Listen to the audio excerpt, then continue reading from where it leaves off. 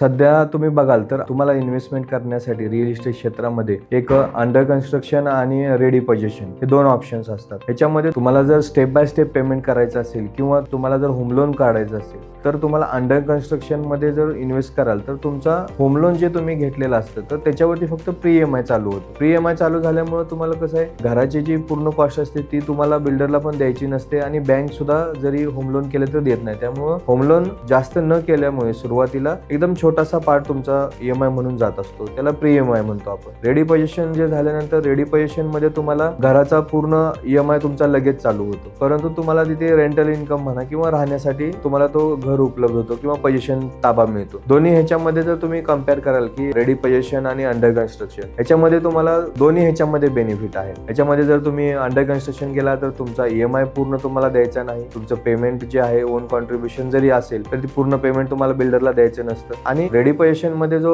Important असतो की तुम्हाला EMI लगेच चालू होतो, परंतु तुम्हाला त्याचा ताबा मिळतो, तुम्ही तिथे राहू शकता किंवा तुम्ही रेंटल इन्कम कमवू शकता.